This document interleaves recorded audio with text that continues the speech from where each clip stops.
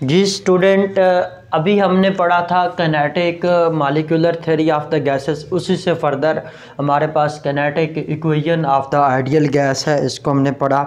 देखें, ये हमने पॉइंट पढ़ रखा था kinetic molecular theory of the gases में, जो क्लासियस था, जिसको हमने नाम दिया था R.J. क्लासियस। इसने kinetic equation for ideal gas या kinetic equation of the ideal gas, इसने सबसे पहले ये इक्वेशन प्रपोज्ड की। और इसने बेसिकली क्या किया, आइडियल गैस हमने क्यों कहा, हमने ये पॉइंट पास्टुलेट में पढ़ रखा है कि जो there is no force of attraction among gas molecules में कोई फोर्स ऑफ अट्रैक्शन नहीं होती।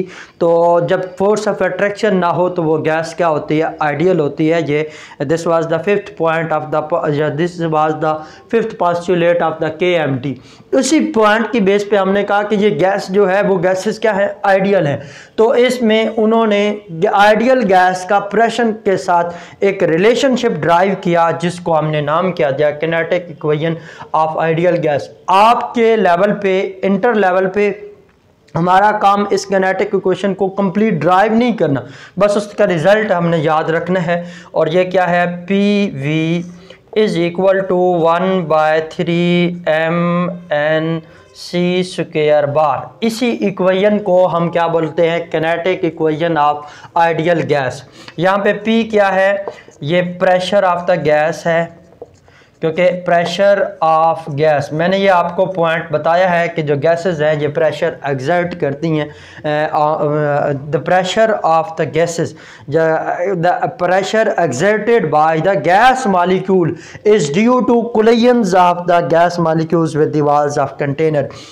V क्या है, वॉल्यूम है, वॉल्यूम ऑफ गैस। यहाँ पे अगर हम M बात करें तो ये क्या है, मैस ऑफ कौन से, वन मॉलिक्यूल, जो जितने गैस के मॉलिक्यूल हैं उनके एक वन मॉलिक्यूल ऑफ गैस। और N क्या है, total number of gas molecules. और C² जो बार है, इसे हम क्या बोलते हैं, mean square velocity, mean square velocity of the gas molecules. तो ये ड्राइव किसने की, आपको ये पता होना चाहिए, R.J. क्लासियस। इस इक्वेशन को आपने याद रखना है हमेशा। ये बहुत सारी इंपॉर्टेंट क्वेश्चन, इंपॉर्टेंट इक्वेशन है, kinetic equation for the ideal gas, और ये हमने बात की। नेक्स्ट हम बात करते हैं इसी से, मीन स्क्वायर वेलोसिटी क्या चीज़ है, मीन स्क्वायर वेलोसिटी। और ये ड्राइव किसने की थी, kinetic equation of the gases, ये R.J. क्लासियस ने।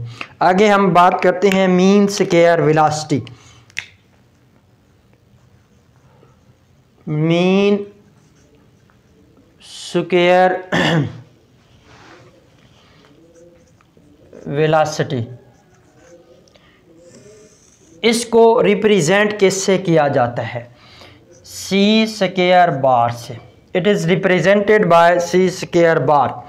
ये बेसिकली क्या है, एवरेज है। अगर हम इसको डिफाइन करें, ये मैंने कहा रिप्रेजेंटेशन, अगर हम इसकी बात करें तो मीन ऑफ, इसको अगर हम डिफाइन करें तो वो डेफिनेशन इसकी क्या बनती है, mean of square of all possible velocities of the gas molecules, जितने गैस के मॉलिक्यूल्स हैं, mean of square of all possible velocities of gas molecules, इसको हम क्या बोलते हैं, मीन स्क्वायर। अब देखें अगली पॉइंट की बात करें, इसी मीन को अदर फॉर्म में हम क्या बोलते हैं, एवरेज। इसको हम एवरेज भी बोलते हैं, average of square of all possible velocities of the gas molecules. सुने, मेरे पास ये एक कंटेनर है, इसके अंदर गैस पार्टिकल्स हैं।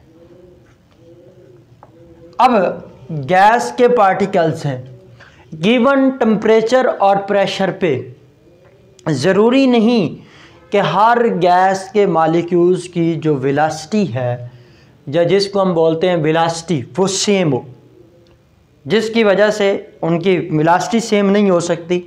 तो अब सुने, देखें जिस तरह हमारी क्लास है, क्लास एक अलग टर्म है, उसमें नंबर ऑफ़ स्टूडेंट अलग टर्म है। एक क्लास के अंदर लेट्स सपोज 30 स्टूडेंट हैं या 40 स्टूडेंट हैं, तो हर स्टूडेंट के मार्क्स जो होंगे वो क्या होंगे, डिफरेंट होंगे।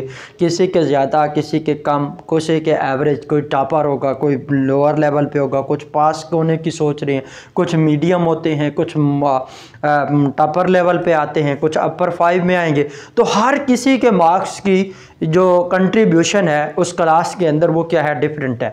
तो अगर मैंने क्लास, होल क्लास को रिप्रेजेंट करना है तो उस वक्त मैं किसी एक स्टूडेंट के मार्क्स नहीं बताऊंगा, टॉपर के भी नहीं बताऊंगा, लोअर के भी नहीं बताए जाते। उस वक्त हम क्या कर लेते हैं, पूरी क्लास के नंबर ऑफ़ स्टूडेंट की जो मार्क्स, ऑब्टेन्ड मार्क्स की क्या ले लेते हैं, एवरेज ले लेते हैं। तो वो एवरेज जो मार्क्स होंगे वो पूरी क्लास की रिप्रेजेंटेशन होगी।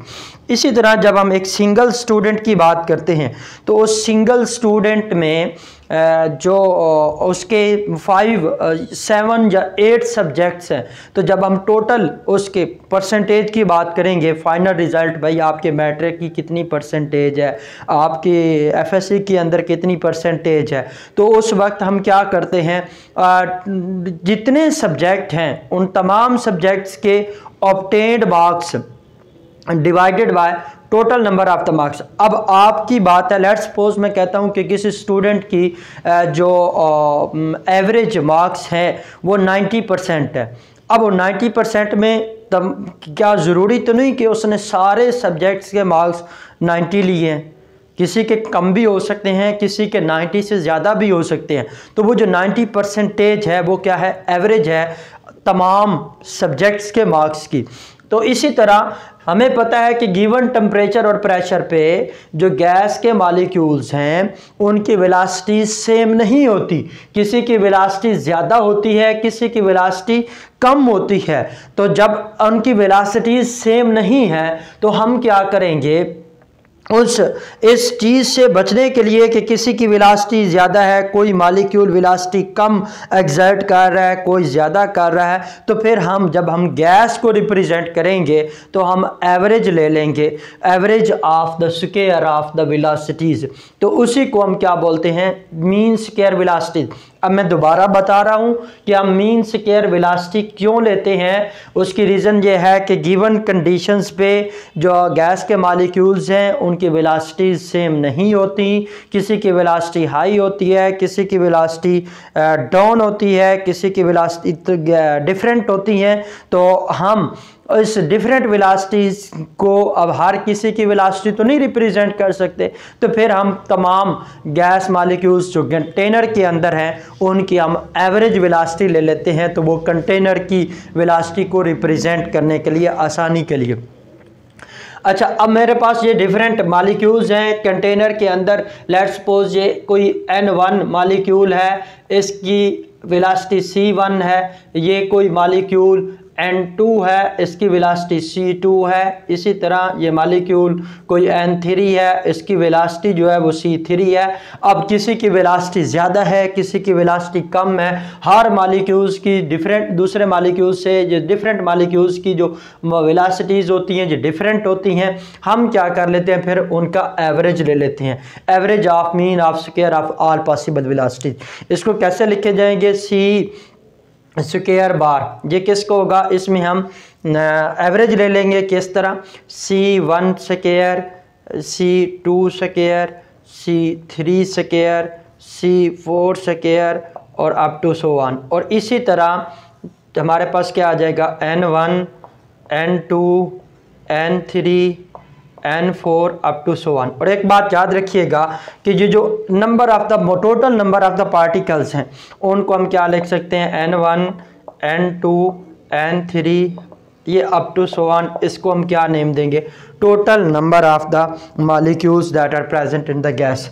तो इसी को हम यूं भी लिख सकते हैं C square bar that is equal to, किस तरह, C square bar that is equal to C1 square, यहाँ पे नहीं लिखना, ये बार रिप्रेजेंट कर रहा है मीन को, plus C2 square plus C3 square up to so on divided by n particles.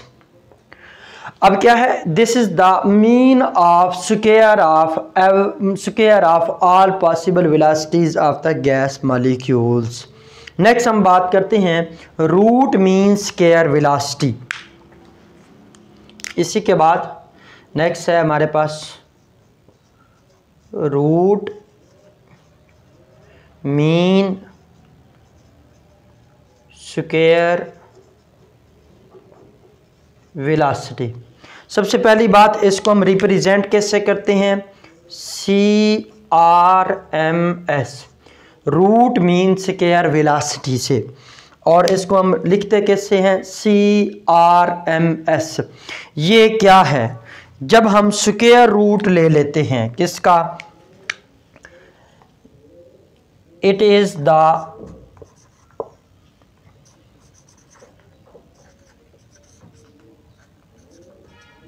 Square root of mean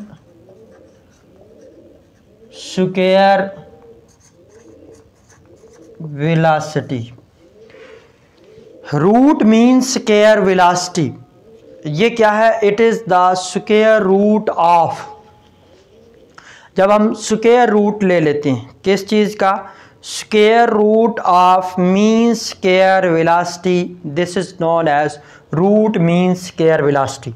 किस तरह, जिस तरह हमने लिखा ना C स्क्वायर बार, जिसको हमने क्या बोला था, मीन स्क्वायर वेलोसिटी, इसी का जब मैं स्क्वायर रूट ले लूँगा, इसी को मैंने क्या कहा, the square root of mean square velocity, और ये किस चीज़ की इक्वल होता है, इसी को हम क्या बोलते हैं, रूट मीन स्क्वायर वेलोसिटी। और ये किस चीज़ के इक्वल होता है, ये होता है 3RT by m square root. और ये square root means root mean square velocity that is equal to 3RT square root of 3RT by m। इससे हमें क्या पता चल रहा है कि जो स्क्वायर रूट, जो रूट मीन स्क्वायर वेलोसिटी है that is directly proportional to absolute temperature. जितना एब्सोल्यूट टेम्परेचर ज़्यादा होगा उतनी रूट मीन स्क्वायर जो वेलोसिटी है ये ज़्यादा होगी। अब ये हमने ड्राइव कैसे की है, थोड़ा इसकी तरफ आते हैं कि ये जो हमारे पास ये रिलेशन आया है वो किस तरह आया। हमने ये रिलेशन ड्राइव किया है, देखिए हमारे पास है PV is equal to 1/3 MnC square bar. जब ये गैस का जो नंबर ऑफ मोल्स हैं, अगर इफ़ 1 मोल गैस हम 1 मोल लें तो देन n क्या हो जाएगा, Na के इक्वल। तो देखें हमने ये बात ऑलरेडी पॉइंट आउट किया है कि ये जो equation PV is equal to 1/3 MnC square bar मैंने लिया है, ये कौन सी गैस के लिए है, आइडियल गैस के लिए।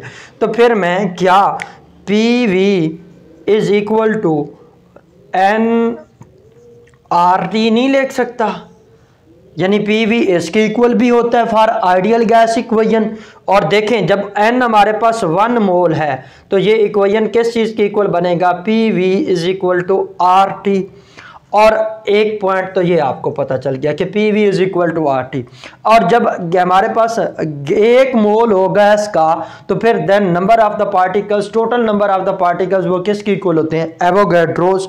जब ये एवोगैड्रोस पार्टिकल हैं तो फिर जब हम ये MN, इसकी जगह पे मैं क्या लिख सकता हूँ NA, यानी ये जो मेरे पास इक्वेशन है ये क्या बन जाएगी, PV is equal to 1/3 MNA C square bar. और स्टूडेंट जो MNA है ये किस चीज़ के इक्वल होता है, molecular mass of the gas M के इक्वल। तो क्या मैं इसकी जगह पे M नहीं लिख सकता, तो मैं क्या इसको थोड़ा सा मॉडिफाई करूं, तो ये PV की जगह पे मैं क्या लिख दूंगा, RT इज इक्वल टू 1/3, ये क्या बन गया M, इसकी जगह पे ये C स्क्वायर बार। मैंने तो ये फाइंड करना ना C स्क्वायर बार, ये किस चीज़ के इक्वल बन जाएगा, 3RT, और ये इसके साथ मल्टीप्लाई हो रहा है, ये डिवाइड। अब इसी का जब हम स्क्वायर रूट लेते हैं तो वो क्या होता है, रूट मीन स्क्वायर वेलोसिटी। तो ये भी देखें, ये क्या बन गया, root mean square velocity. The square root of mean square velocity is known as root mean square velocity. और ये हमारे पास रिजल्ट क्या आ रहा है, 3RT/m। तो यही तो हमारे पास रिजल्ट था। नो डाउट आपकी ये डेरिवेशन आपके लिए ज़रूरी नहीं है कि आप इसको जो है वो फाइंड हमेशा ये लिख के ये ड्राइव करें, लेकिन अच्छे स्टूडेंट के लिए ये ज़रूरी है कि उसे पता होना चाहिए कि ये रिलेशन ड्राइव कैसे किया गया है। तो वो मैंने आपको ड्राइव करके दे दिया है। और ये इक्वेशन या ये जो रिलेशन है ये हमें क्या बता रहा है कि जो रूट मीन स्क्वायर वेलोसिटी है that is directly proportional to absolute temperature. जितना एब्सोल्यूट टेम्परेचर ज़्यादा होगा उतनी रूट मीन स्क्वायर वेलोसिटी जो है वो ज़्यादा होगी। ये थोड़ा सा हमारे पास kinetic equation of the ideal gases के बारे में इंफॉर्मेशन थी, उसमें हमने काइनेटिक इक्वेशन पढ़ी और ये क्या है और ये किसने पेश की और उसकी एलेबोरेशन है। इसमें शॉर्ट क्वेश्चन आपका ये आता है कि व्हाट ड्राइव या write down the kinetic equation for the ideal gas. आपको ये पता होना चाहिए और उसके बाद इसकी एलेबोरेशन पता होनी चाहिए। उसके बाद ये शॉर्ट क्वेश्चन आता है मीन स्क्वायर वेलोसिटी। आपको इसकी डेफिनेशन का पता होना चाहिए, इसको रिप्रेजेंट कैसे किया जाता है और इसका फार्मूला क्या है ये आपको पता होना चाहिए। और इसके बाद लास्ट पे ये भी पॉइंट आपने बताना होगा कि ये मीन स्क्वायर वेलोसिटी क्यों लेती हैं। और इसके बाद एक शॉर्ट क्वेश्चन ये भी आता है रूट मीन स्क्वायर वेलोसिटी। आपको इसके अंदर क्या बताना होगा कि इसकी रिप्रेजेंटेशन क्या है, डेफिनेशन क्या है, उसके बाद फार्मूला क्या है और रिजल्ट क्या है और ये इसका टेम्परेचर के साथ क्या रिलेशन है। That's all about kinetic equation of the ideal gas. Verma Alaina इल्लल बलागुल Mubeen.